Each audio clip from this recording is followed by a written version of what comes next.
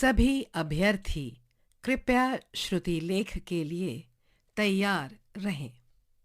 अध्यक्ष महोदया, मैं आपका बहुत ही आभारी हूँ कि आपने मुझे बोलने का अवसर दिया। मैं कोई बड़ा भाषण नहीं दूंगा। मुझे इस बात का आश्चर्य है कि जब सदन की आम सहमति हो गई थी कि जातीय आधार पर जनगणना होनी चाहिए, जातिगत आधार पर जनगणना कराने की जो हमारी मांग थी, उस पर सदन के माननीय नेता ने सदन को आश्वासन दिया था कि इस पर कार्यपालिका निर्णय लेंगी। उसके बाद सदन के माननीय नेता ने भी कहा कि इसी सत्र में इस पर निर्णय ले लिया जाएगा।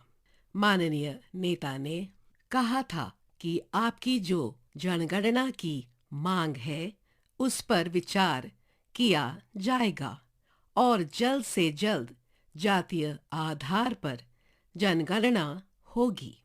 ये तो आश्चर्य की बात है कि अब सदन के नेता कह रहे हैं कि इस विषय को कार्यपालिका के विचारों के लिए लाया जाएगा। कार्यपालिका की स्वीकृति के बाद ही हम इस पर कार्यवाही करेंगे। जो पहले कहते थे कि इसमें बहुत देर लगेगी, लेकिन अभी जनगणना तेजी से शुरू करवा दी गई है। मैंने जनगणना अधिकारियों से बात की है। उनका कहना है कि इसमें कोई दिक्कत नहीं है। सिर्फ एक खाना बढ़ाना होगा और उसमें जाति लिख देंगे। आखिर ऐसे क्या कारण हैं कि सरकार के आश्वासन देने के बाद भी इस पर कार्यवाही नहीं हुई और जनगणना हो रही है।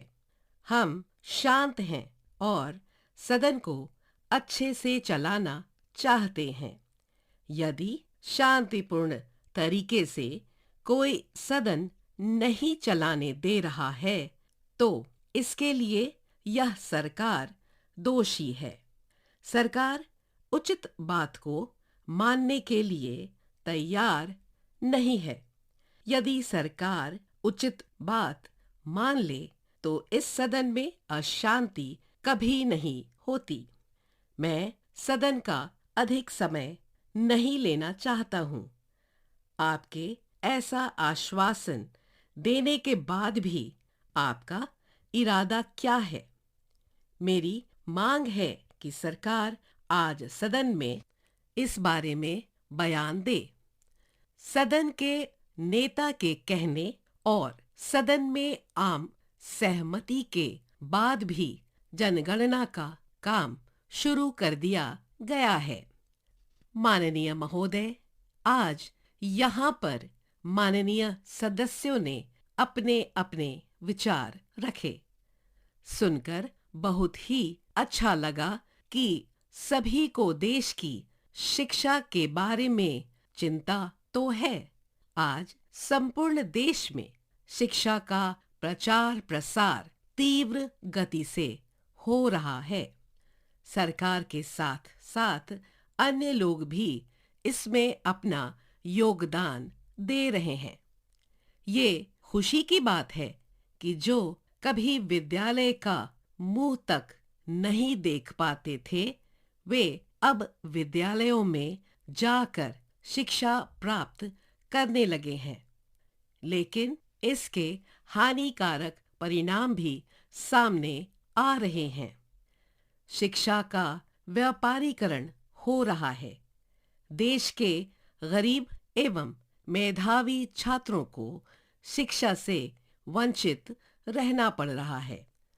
उदारीकरण के बाद सरकारी नीतियों के फलस्वरूप निजी संस्थान अचानक धनार्जन का केंद्र बन गए हैं। शिक्षा के व्यापारीकरण के कारण शिशु शिक्षा से लेकर उच्च शिक्षा तक महंगी हो गई है। शिक्षा के व्यापारीकरण के बारे में सर्वोच्च न्यायालय के कहने पर तत्कालीन शिक्षा मंत्री ने एक प्रारूप तैयार करवाया था, परंतु आज तक इस पर निर्णय नहीं हो पाया है। ये बहुत ही दुर्भाग्यपूर्ण स्थिति है।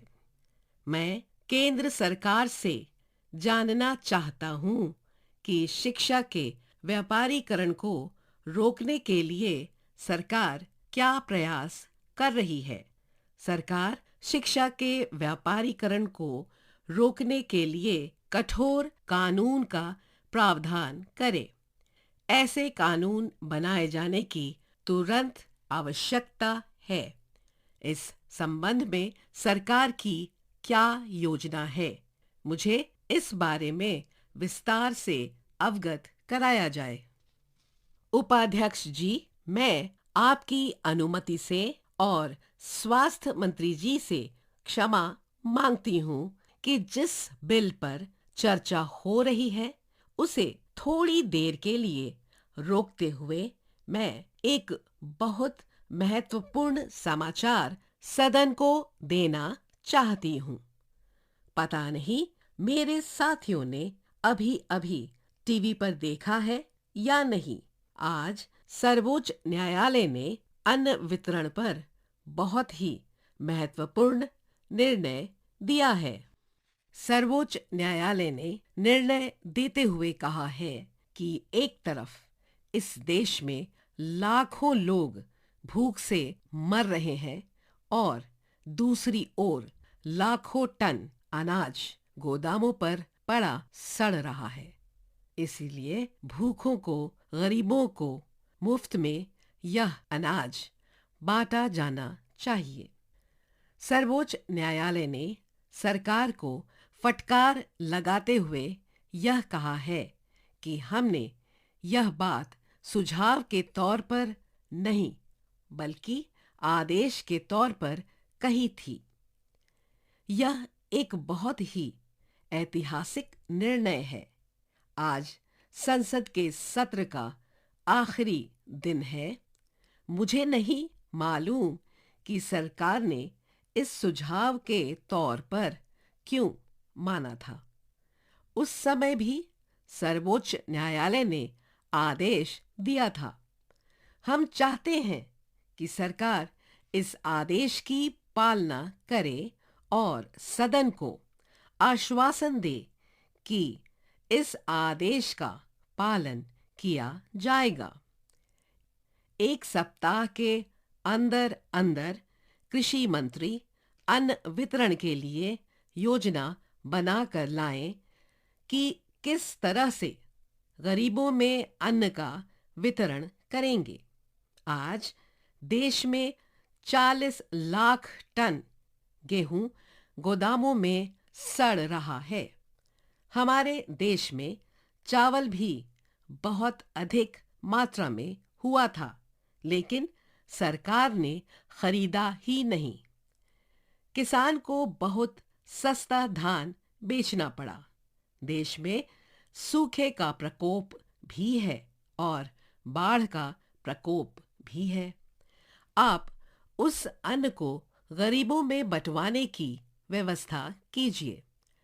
इतना अधिक अन्न उत्पादन होने के बावजूद कोई भूख से मर जाए तो ये हमारे लिए शर्म की बात होगी। मुझे बताया गया है कि अब तक हमारे देश में लगभग 5 लाख लोग भूख से मरे हैं। महोदय, गेहूं और चावल को गरीबों में बंटवाया जाना चाहिए। सरकार के पास पैसों की कमी नहीं है।